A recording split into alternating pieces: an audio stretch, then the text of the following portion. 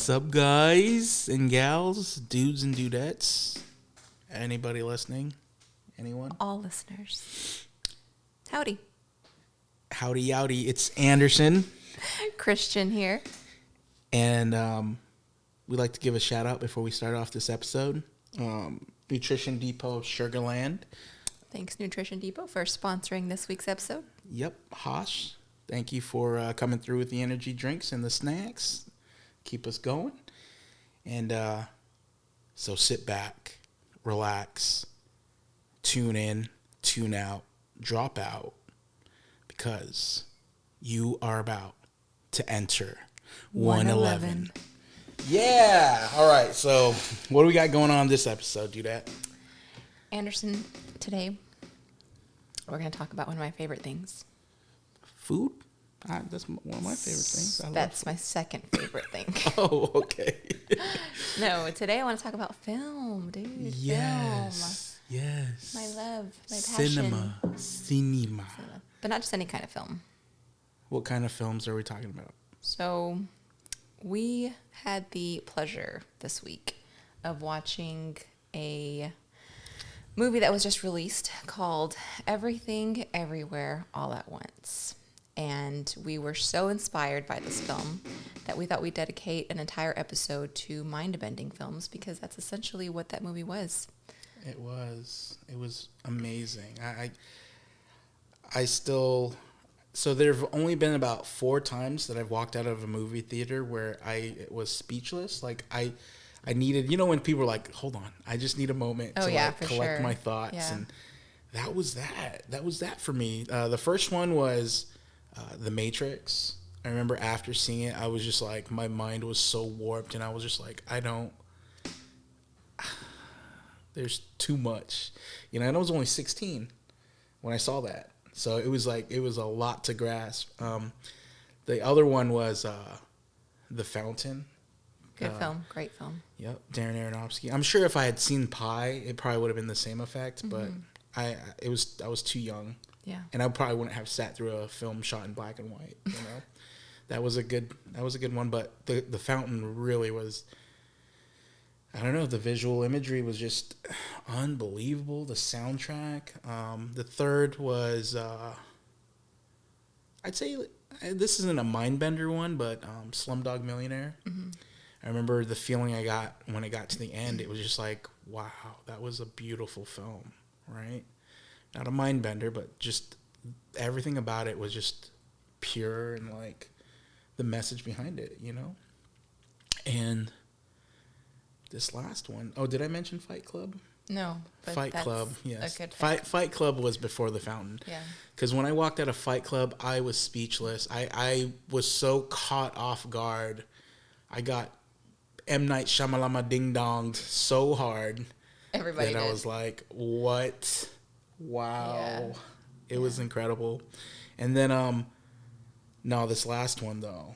We took like a good few minutes walking out of the theater before we actually even said anything to each other. I don't know if you noticed that, but yeah, you just had to just soak it in for sure, because it was a lot. It was a lot. To me anyways, it was just so symbolic, because it hit everything I've been thinking about in the last, 6 months. Like everything that's been on my mind. From things going on at work to, to this podcast. Yeah, to this podcast. It's bizarre. It's just the timing. I needed that film more than I realized. Just. No, it was a great film. It had a good message. It had multiple messages, which I think many layers. Yeah. I was so emotional when I walked out. That's why I couldn't talk on camera, because if I was fighting the urge to just bawl my eyes out, because it hit me to the core. Yeah. I just was like, wow. We tried to vlog our reactions after we watched it on the way back, and just to kind of give a little insight into what we were feeling as soon as we got done watching it. And you took a good minute to couldn't just give your feedback. I'd say I mention an instance, and then it'd just take me a while, because I didn't want to just break down and start I don't know. It did a number on me, like for sure. Literally the next day at work, I was like, guys, you have to see this movie. Yeah. You know? And like everybody's going to watch it and see something different, but for me, I felt like that movie was made for me. Like I don't know if you felt that way, where it was just like everything behind it, all the layers. It was just like it felt like the universe made that movie for me to be like, hey, don't forget, like this is all just an experience. I think that's the beautiful thing about film is like that's the whole point of storytelling, is that like it's going to relate to everybody differently, on a different level. And the cool thing about this movie was that there's so many different interpretations, because I remember after we watched the film, and we gave our feedback, I gave my interpretation of it on this level, and then you were like, yeah, not just that, but it also hits here on this. And I was like, dude, yeah, like it has so many different perspectives and interpretations. I mean, you're talking about, parallel dimensions. You're talking about, different lives that, you feel like you could have lived had you made different choices. You're talking about family values, what's really important at the end of the day. There's just so many elements to that film that I think anyone could relate to. And the writing, insanely good writing. The line where, no spoilers, by the way, the line where the dad in the film, not the old dad, but Evelyn's husband, I forget his name, Wayman, where he was like, he goes, I'm not naive, but everybody thinks I'm naive because I try to see the good in everything, because I don't want to live, being sad. I don't. And I have the choice, and it was something to that extent where it resonated so deep for me, because that is my outlook. Even when things are bad, that my outlook is always trying to stay optimistic.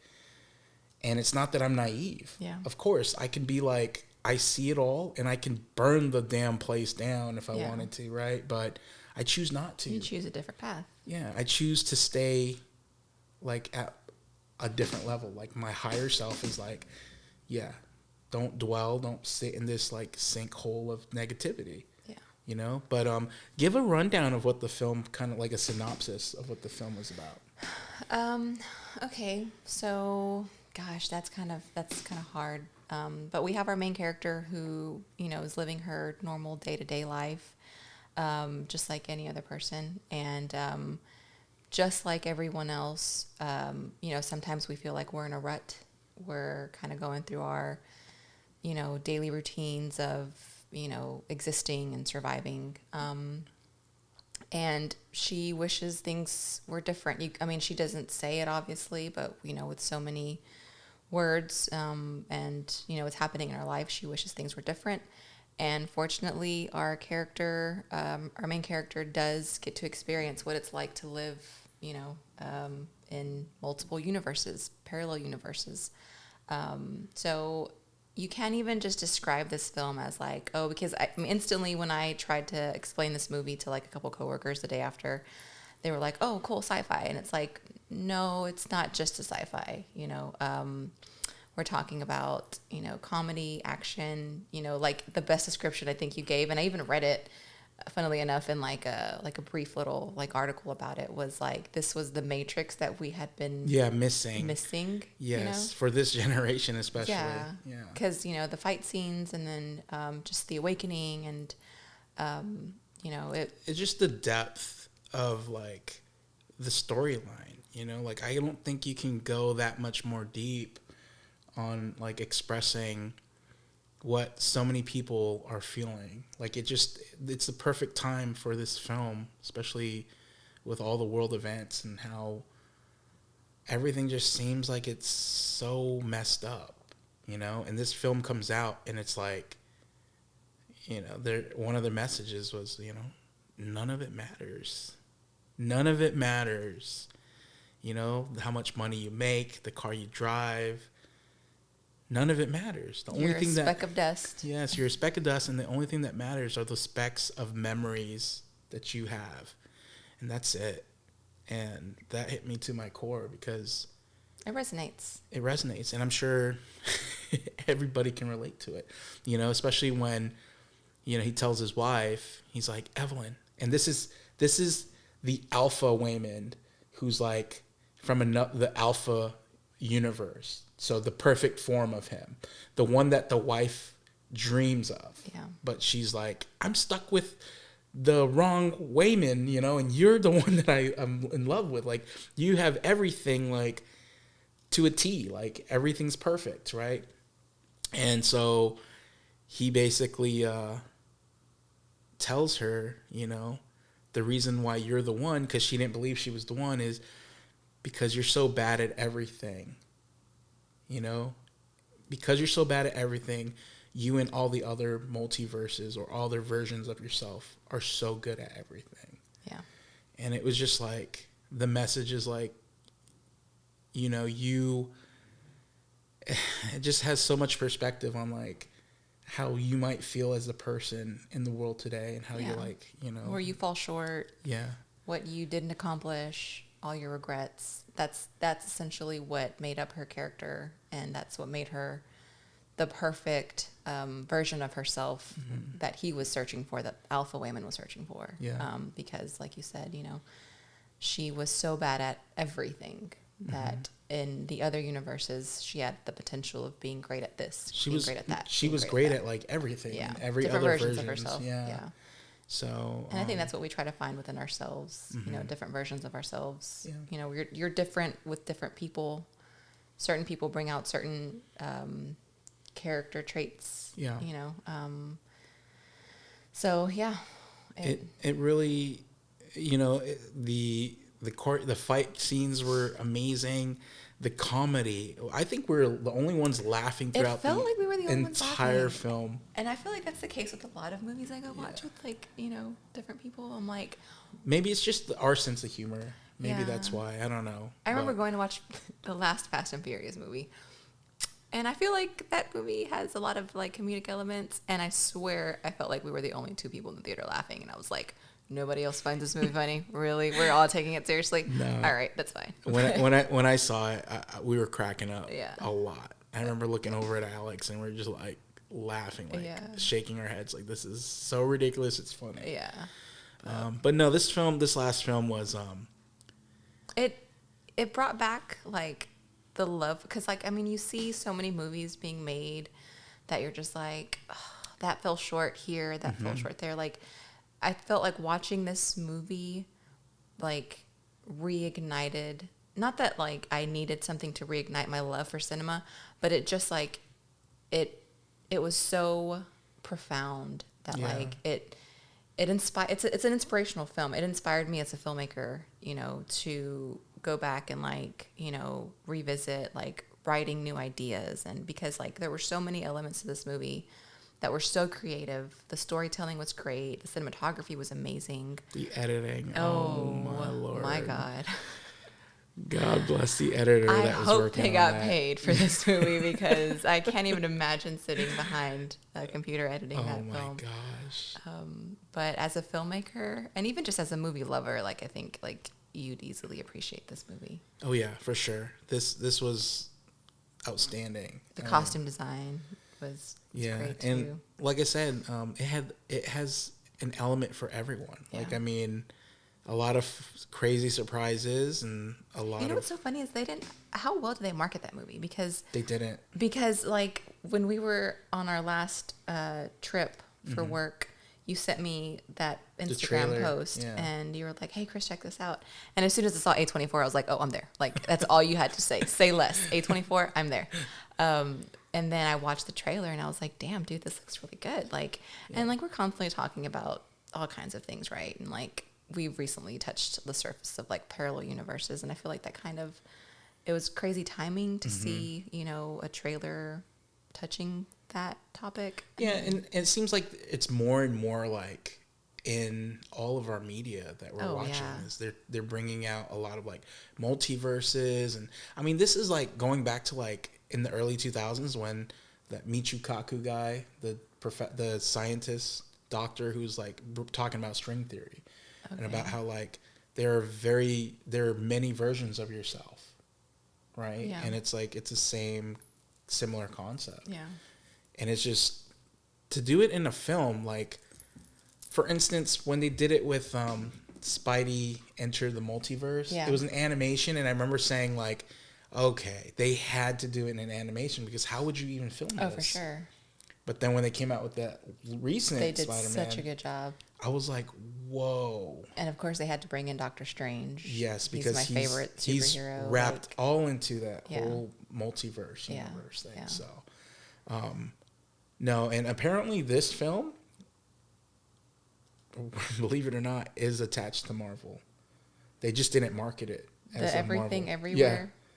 What? Yeah, they said that it's. I mean, it makes sense, but they said that this is a strand off of the next Doctor Strange. Okay, which makes sense because like that's what his storyline is about. And then we got to see the new Doctor Strange trailer as well, and of course they're talking about multiple universes and stuff, and that would make sense. I'm not surprised, but that's weird that they didn't market it with Marvel because I don't think Marvel actually like put their stamp or money behind it. Okay. I think it splintered off of like a Marvel storyline and A24. It's just like they said it's a Marvel A24 film. Okay. Yeah, but it's not marketed as Marvel. Yeah. They're just maybe it was just a comparison. Yeah. But I remember seeing like somebody saying like this is kind of like a splinter off of the Marvel universe. I wonder why they didn't do a better job at marketing it, because like almost everyone I've told about this movie, nobody knows. Nobody has heard of it. Everybody that I texted about the film, they're like, "What is that? Yeah. What is that?" And I'm like, "Don't worry, just go watch it. Yeah. Don't watch trailers. Trust me on it. Yeah. Go watch it." I really hope it's not going to be one of those films that just kind of like sinks, goes unnoticed because, and that's how important marketing is, honestly. Mm-hmm. But no, I've been spreading the word, and the cool thing is, I have ties to that film in a weird way. I know. Please tell the viewers, listeners, how so. Can we look up his name? I want to make sure it's right, but it's Ke Huy Quan, I believe. He was Short Round in Indiana Jones back in the day. Dr. Jones. And he was in The Goonies. I mean, two pivotal childhood classic films that I grew up loving, and he was my favorite character. Oh, yeah, for sure. So he is actually related to a friend of mine, my friend Daniel, and I'd say like 5 years ago, Daniel told me like, "Hey, my uncle," because he was like, "What do you want to do? What do you want to do in life?" I was like, "Oh, I want to make movies. That's ultimately like my end goal is to make films." He's like, "Oh, that's really cool, man. My uncle's in the movie industry, but he doesn't act anymore." I was like, "Really?" I was like, "Who?" He's like, the kid in Indiana Jones," and I was like, "What?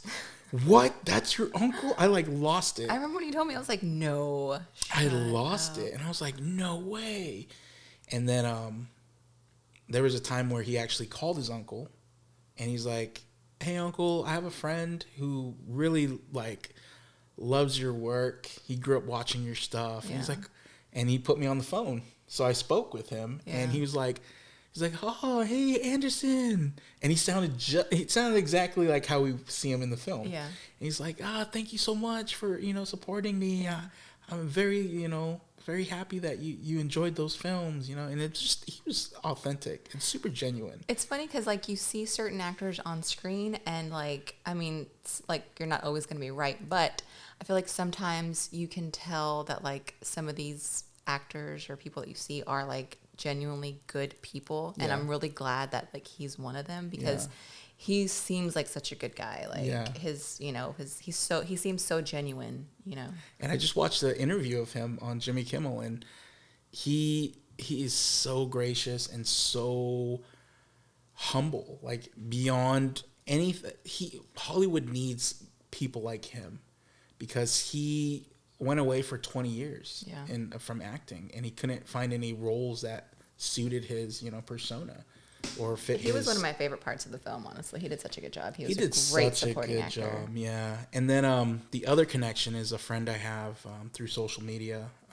His name's AJ, and he worked along with the martial arts club, which entails the two brothers who did a bunch of the fight choreography, and he actually said that they developed a lot of those fight scenes together back That's really 3 cool. years ago. Yeah, and he's like, I didn't even think that was going to see the light of day. And those fight scenes were legit, dude. They were Like, good. they were really good. Yeah, those guys. I think they even got like they had Jackie Chan even give them like Oh, the really? kudos, like here's the torch. You guys Yeah. are the next generation Yeah. of what I did. Which is ironic considering the tie between Jackie Chan and Michelle. Yo, I Yo. know it's super bizarre, Yeah. but you know, Yeah. like it was such a good film. I'm just still so speechless. You know, I've hit up all of my friends who watched films with me, and I'm like, you guys got to go see this. I've told multiple people, like, if you want to go watch it, I'll go watch it with you. I'll watch it Yeah. again. I don't even care. I Yeah. promise. You know, and there are a few movies that I'm like, I'll go back to the theater to watch them. I'm going back. I yeah. have to watch this again, and I think the next time I watch, I'm going to watch it on IMAX. Oh yeah, a better screen. Yeah, better screen For because sure. the screen we saw it on the projection screen was burnt, Yeah. and they just don't change it because I don't think anybody really notices it. But Yeah. Well, anyways, that was a really good mind bending. It was. I highly recommend it. Please, if you get the chance, go watch The it. message is it's insane. It speaks to everybody, right? So I like the reference to the third eye too. oh yeah, she takes on that little googly eye and Yeah. straps it in. And Yep. what were some of the films that you walked out of a theater being like, wow, that was mind bending? And it doesn't have to be in the theater. It could be something that you just kind of watched. Kind of putting me on the spot here, Anderson. Oh gosh. Let's ask a different question because if I have to like sit here and think about it, dude, Okay. yeah, I should have All had a right. list ready to like name No, off it's of, cool. but- It's cool. So, as far as cinema goes, the movies that we have listed, they aren't just. It's not just because like they were full of action or mind bending. It was just the feeling that I walked away with.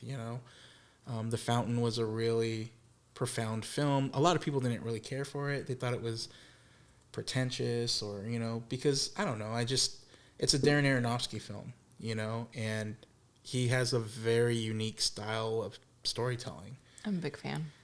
Yeah, and I like his work. he does things. It was poetic in a weird way because again, the one thing that we're not promised is time. Yeah. Right? We're not promised time, and the whole movie is about this scientist researching life extension and how to, not life extension, I'm sorry, but like curing his wife's cancer.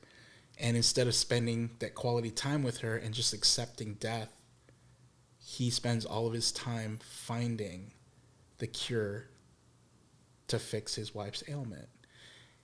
And in that time frame that he finally finds it, she dies. Yeah.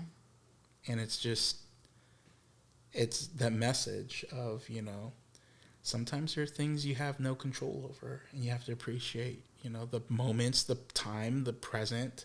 Constantly chasing instead of just being in the present. Yeah. And I just love the visuals because they time jump, They go from him being a conquistador traveling to the Amazon or wherever he was. And it's the opening. Do you remember the opening? And all those like little Amazonian tribal guys are like hunting him down. And It's been so long since I've seen it. Yeah, but it's been a while. Yeah. And he's just like, he's basically looking for the tree of life. Mm-hmm. And that was a big message in that film was, the tree of life or the fountain of youth would grant you like eternal life. But their whole thing was like, death is the road to awe. Mm-hmm. And I was just like, what? Wow, man. Like, death is the road to awe. And it was. The soundtrack for that film was Oh great yeah. too. Oh my gosh. Yeah. I listened to it's the number one played two songs on there that I listen to all the time. The Last Man, that's one of my absolute favorites. Yeah. I know it sounds grim and very conceited, but I always tell everybody like, please make sure they play that song at my funeral. Oh gosh, Anderson. No because it's just it's so beautiful. It's such a beautiful song, and it's that song and another one. But Clint Mansell, he always scores Darren Aronofsky's films. I don't know if you've seen Requiem for a Dream, Oh yeah, for sure. but like Lux Eterna, oh my gosh, it's like haunting in that film, especially. It's like dee-nee, dee-nee-nee-nee, and like the all the characters like drugging out, like it's yeah. So if you guys haven't seen The Fountain, it's definitely a unique one to check out. I remember walking out of Interstellar. Oh, Interstellar was a really mind-bending Oh one. man, that one really touched me. That one's The soundtrack to that too. Oh, yes. Oh god, it can put me in a deep state. But and talk about time jumping, and just being in like multiple dimensions. It's another. Yeah, because doesn't he go back and then his daughter's like Yeah. all grown up? And Yeah.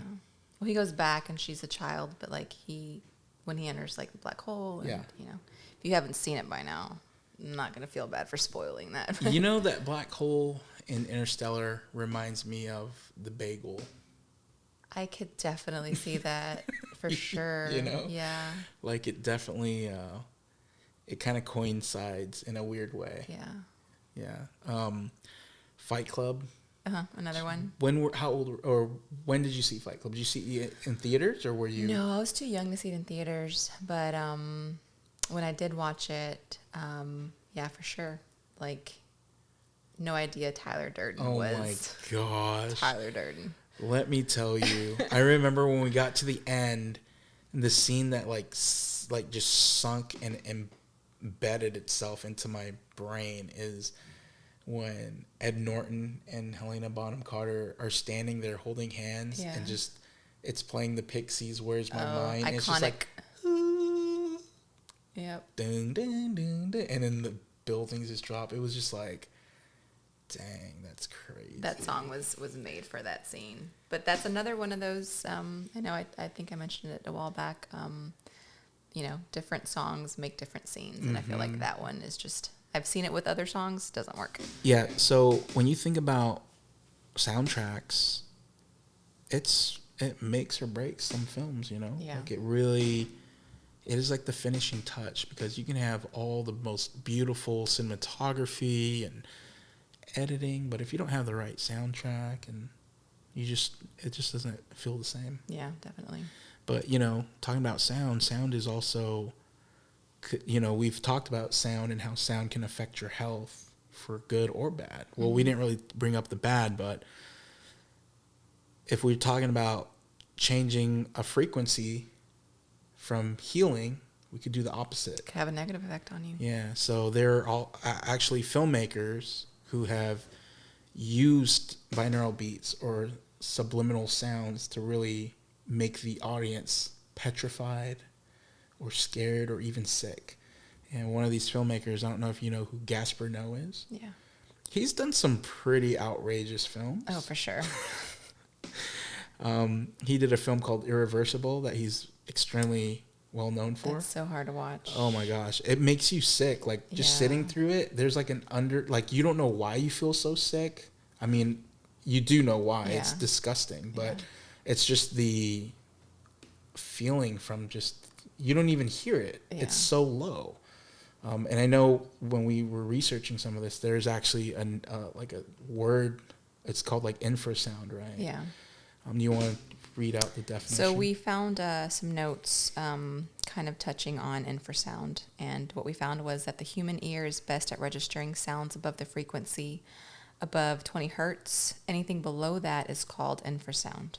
Okay. Movies like Paranormal Activity use sounds right around the 20 hertz threshold, which would make sense as to why you feel fear off. You feel scared and you don't know why. Yeah. Another film I think that had that was Hereditary. Hereditary. I don't know if they have it announced or like they have stated that. But all I know is when I watched that scene, you know the scene. If you haven't seen it, we don't want to spoil it, but there's a scene where it's the scene where he takes his sister to the party. Okay. And it's just that there's like a sound. Yeah. And the sound is just like it's so subtle, but you can kind of hear it. That's one of the things about that. There's so many subtleties in that movie. Yeah, and it's just like this like weird like thudding sound. Yeah. And it's like, it almost sounds like your heart rate. Yeah.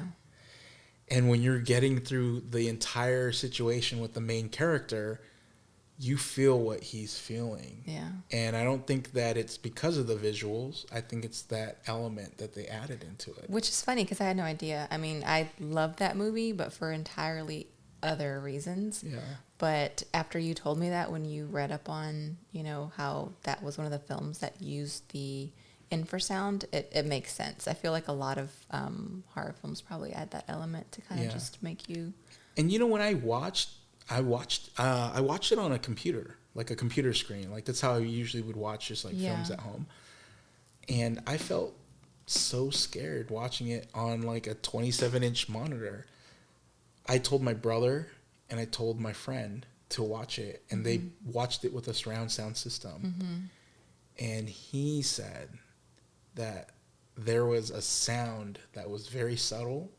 It's that sound that made him uncomfortable the entire time.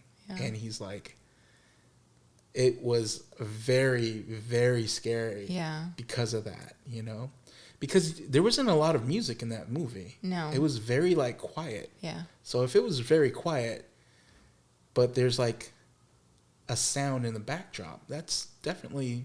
I really didn't realize that was a thing until you kind of like, schooled me on it. I know we recently talked about how the Travis Scott concert. Oh yeah.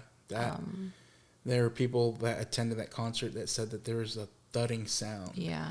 And they were thinking that they probably used a frequency that was causing people to feel ill and sick. But it's like, why though? Like I don't know. Different topic for a different day. Who knows what people's motives are, but it's crazy how sound can affect you positively and negatively too. And obviously in these films, the filmmakers have, reasons for this. But yeah. Enter the Void is another Gaspar Noé film. Yeah. That one is stimulating, not just audibly, but visually as well. A lot of strobing. Yeah. I was getting kind of sick. Like I don't know. It's another hard one and it's funny how he wants you to feel these things. Yeah. Not just from like an emotional standpoint, but physically feeling like the things that they're feeling. Yeah. Yeah. It's wild. That one is another mind bending. Have you seen that one? You've seen that one, right? How did you come across Gaspar? His work? I can't really recall how I came across it. I just know like Irreversible was, I think at the time I was at junior college, and a friend of mine had his film, and I was like, oh yeah, I know who Monica. He was like, you know who Monica Bellucci is? Like, yeah, because she had just come out in the second Matrix. Yeah, like yeah, and I think that was her year that she had all these movies coming out. Like she had that one, she had another one called like Magdalena, and I was like, oh cool, I want to watch all of her work. And then he lent me that film, and I was like, what did I just watch? Yeah. Like, even because it plays backwards, right? And I was just like, that scene where that dude is getting his face bashed in, it was so realistic. It was the most horrific thing I'd seen on screen. And I was like, what the heck? What the heck? Yeah. And I thought that was bad until it gets to the scene, and I was just like, the scene. Oh my God. That's a hard movie to watch. Yeah. But that's funny. That's how I got introduced to his work as well. A friend in college had recommended Enter the Void. Obviously, it had been out for a little while at the time, but yeah, That was the first film I ever watched of his, and then Irreversible was Yeah. right after that. Yeah, Enter the Void is crazy because it's like, it's such an interesting look at death. You know, like they base it off of the Tibetan, what is it? Tibetan Book of the Dead. Yeah. That's exactly what they based it off of, and how the soul is still not attached, but still on this plane of existence for 49 days before it decides to move on, to come back and reincarnate, or to leave the plane of existence. And, you know, this movie just kind of follows this guy who's caught up in the drug scene in Japan, and you can get shot, apparently, you know, for, well, not because you're dealing drugs, but what he was doing. He was basically caught in a sting type operation, and he wouldn't open the door, and bada bing, bada boom. So you mentioned some other films earlier that I haven't seen. You mentioned The Jacket. Oh, The Jacket. That's another interesting mind bender because there's time jumping in there. Yeah. And the way that it happens is the main character's locked up in a cadaver cell thing, you know, where they put the bodies in, but they put them in a jacket, a straight jacket, and then they put them in this cell, like this little compartment, and they accidentally leave them in there for longer than they should, and they're not supposed to even have them in there. But this is their way of like torturing their mental patients in the film, and he like loses his mind while he's in there, and he panics and he freaks out, and he just somehow whisks into the future where he finds out that he's no longer alive. Do we know if that film had any kind of infrasound? I don't think that one did. That one, no, I don't think that one had that same kind of effect. That one was more just along the lines of, you know, he's basically confronting the people that did that to him. Yeah. Because he finds out that he skips into the future and he meets this girl that he helped 20 years or so previous before he gets put into that psych ward. And the little girl is like, no, this can't be true. You're dead. And he's like, I'm not. I'm stuck in that same place. And he's like, you need to figure out how I died so I can not die. Yeah. You know, so it was very reminiscent of The Butterfly Effect. Have you seen that one? I have, and I remember loving that movie. I think Yeah. I even own it on DVD. Okay.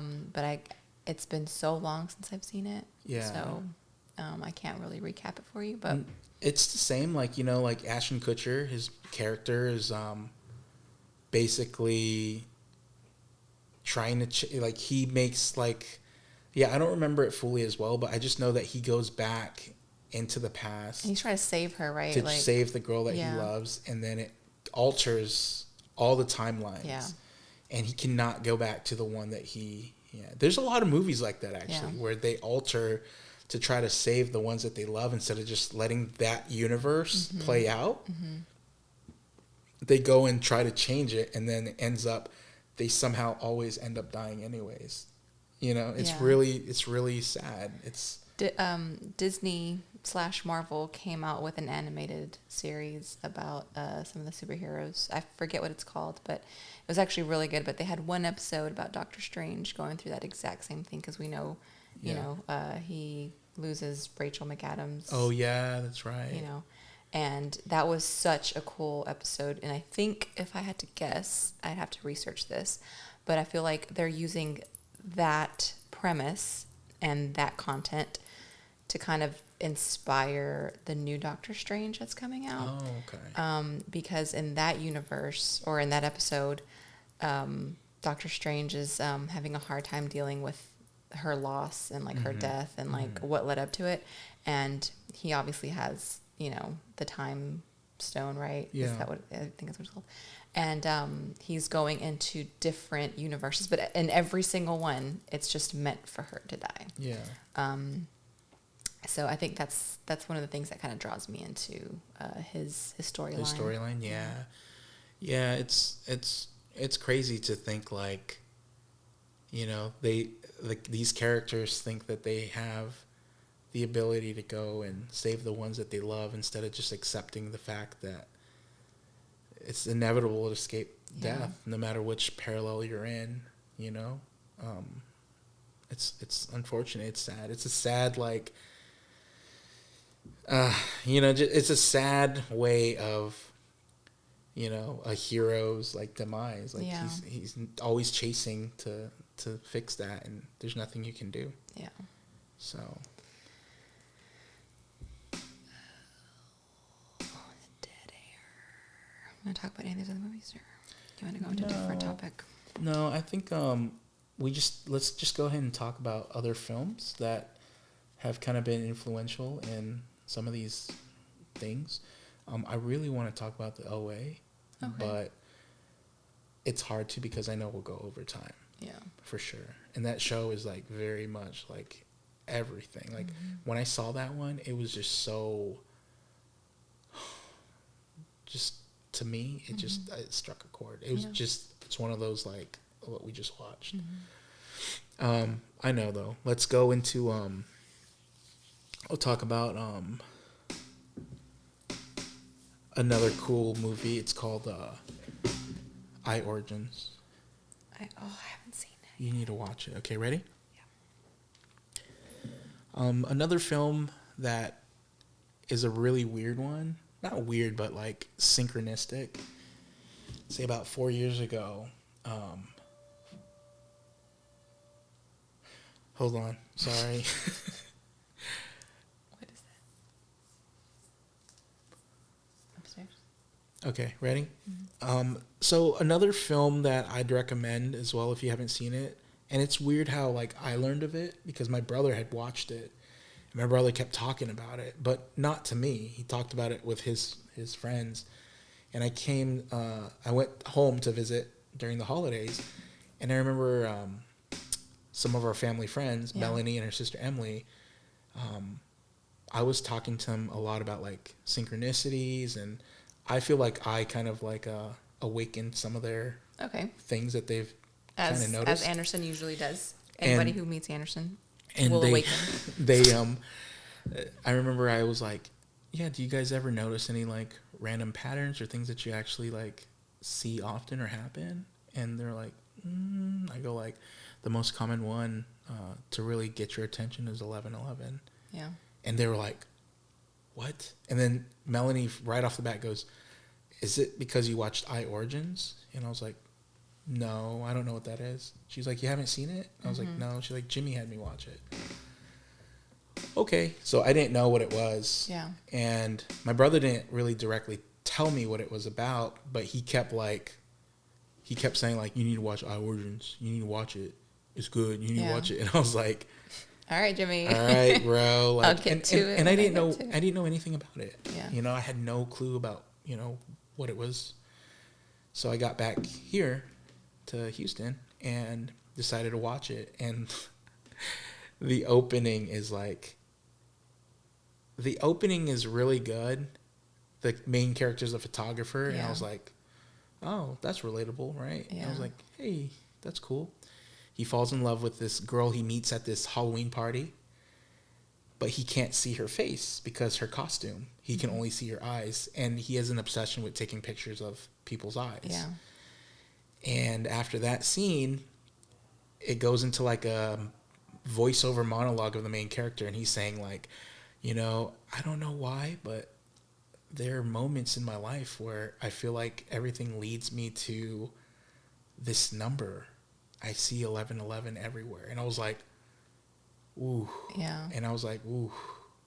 It felt similar to the start of my like my journey, like 15 years ago. Because that's how far back I can date it to where the 1111s were coming up. And literally I could be like 1111 and then somebody'd be like, what'd you say?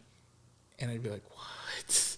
That's weird. You know, like I was at a party and I was talking to another friend and I was talking about 1111 and this girl randomly comes up and she's like, what do you know about that number? And I was like, hey, Yeah. very aggressive, like out of nowhere. She's like, I got it tattooed here because this number's been a part of my life. All right, strange lady. Yeah. And I was like, wow, that's crazy, right? Yeah. But anyways, that film is so interesting. He follows these signs and it leads him back to that girl because he sees her eyes on like a billboard. Yeah. And he's like, oh my gosh. And he finds her and... Don't spoil it, Anderson. I haven't seen it yet. Sorry. You've only Okay. told me to watch it for the past 8 years. But the director, he's a really smart dude. His name's Yeah. Mike Cahill. He always works with Britt Marling, and Britt Marling works with another guy named I can't even, Zach Batmanaji or something like that. I can't pronounce his last name, but they worked on a couple films the same year and entered into Sundance, and she won for each one of them. Yeah. And I think she's the only one to ever like win That's really cool. 2 big awards at the same festival. Yeah. Like one for like best writing and one for like best actress or something like that. Wow. And she works with those 2 guys. And Britt Marling is not even she wasn't even like a big actress. She was a finance major. You know, it's so Yeah. bizarre, and it led her to that. But the thing that I have such a affinity for about Britt Marling is the topics that she and her friends. They're close to you, right? Yes, they go into a lot of the unknown, Yeah. a lot of the uncanny topics that it's a niche thing, doesn't get expressed enough. They go into, these big life questions. They came out with a show recently called, not recently, I'm sorry. I caught onto it like 2 years ago or 3 years back, but it'd been out for over 6 years. It was called Okay. The OA. I need to finish it. I started it. And it's not for everybody. Like, No, it's good. Like for Yeah. some people, they're like, this is not cool. Like, this is dumb, And I'm like, it is what it is. Like, for me, like it hit me to the core. Like another one that just, I don't know what it was. I don't know if it was just like the imagery, the message, because there's some movies that I don't know what it is, but it's like I said, like it feels like it was made for me Yeah. to like hear it, to watch it. And it almost answers like this ongoing question I have in my head space, so to hear it in a visual aspect or to watch it, it's just, I just shake my head sometimes and I'm just like, I don't like, I'm in disbelief, and so I Origins is a really cool one. It really is. I have to finish it. It's a very Or at fast least film. start it, yeah. It's a very fast film, but it's just the music they use and the underlying like idea behind it is so cool. Yeah. And I was just like, man, It's on my list. you gotta watch that one. But yeah, those are like the set of like profound movies, I'd say. And that one wasn't like a big budget. That one had no marketing. I don't Yeah, I even know if never it heard of it until you had mentioned it to me. I remember it was on like Netflix for a little bit. Yeah. And it was that year. It was the same year that Jimmy was like, yeah, you should watch it. And I wish I would have wrote down a lot of the things that were happening during that trip. I think it was 2016, to be honest. Okay. And there was a lot of very like synchronistic things happening. Yeah. And like the weird thing about like my life anyways is I feel like sometimes I'm just a pond being placed in other people's lives at certain times. And I don't know, sometimes I don't even know where I get some of the advice for them, but I don't know if it's even I feel me like a lot of people you know? tell you that. A lot of people are constantly telling you, like, I don't know what it is, man, but Yeah. I feel like I have to tell you this, or I feel like I can talk to you. I feel like you get that a lot, right? I get it so much. I've gotten it like so much. I can't even. My best friend's like that too. My best friend Mimi, same thing. Yeah. She's constantly telling me, and I don't know what it is. I don't know if like certain people are just like they vibrate differently. You know, they have these energies tied to them. But yeah, I know you're constantly getting that from multiple people. Like, oh, I needed to hear that from you, or Yeah. I have a message. Like, don't know where it came from, and not like in a weird way or anything, but Right. it's just I don't know, man. Time and place, right time, right I know. place. I Like I guess. said, it's just like I feel like sometimes I'm just a pond, Yeah. just being placed there for that instance. Yeah. And then after that, I'm like, okay, Yeah. So That's cool though. yeah. But yeah, I think that's it for this episode. I just really wanted to talk about that film that we watched because it was such a good film. Such a good film. Yeah, it really was. It was like all aspects of cinema like stacked into one, You had the comedy and we were laughing. I was laughing Dying. so much. And then you had the romance and then you had the slight horror with Jamie Lee Curtis. Oh my gosh. It took me a second to recognize her in that film. I was like, is that Jamie Lee Curtis? Yeah. Sure is. But and not just that, you also have, I think I mentioned it to you as well. Like I saw a meme the other day, or I don't know where I saw it, but it basically touched on the subject of like a lot of films that are coming out are like, hitting or like resonating with people on this level of like parent child like trauma, like older generations acknowledging that they are causing trauma in a way, like healing needs to happen between families. You had Encanto like touch on that last year. There's another animation, Turning Red. I just yeah. saw that one. I cried at the end.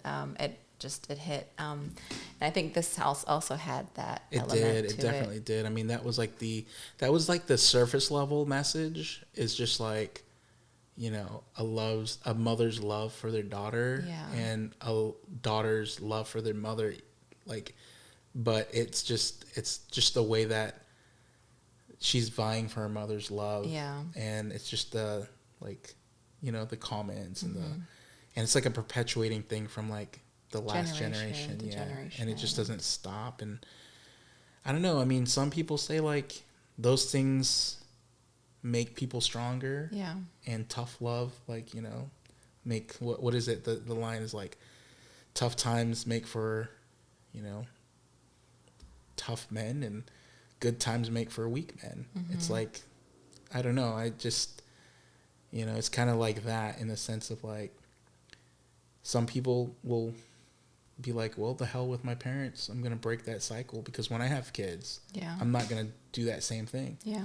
Or it's just like, does it make them soft and, abide by doing what their parents and their family see as happy, to make them, And it's like, you got to live your life, you got to do what you got to do and find your own happiness. And the parents need to relinquish, their kids to the world, to let them fall and hit the ground running and learn from their mistakes, because that's the only way you're going to grow and have the full experience. Definitely.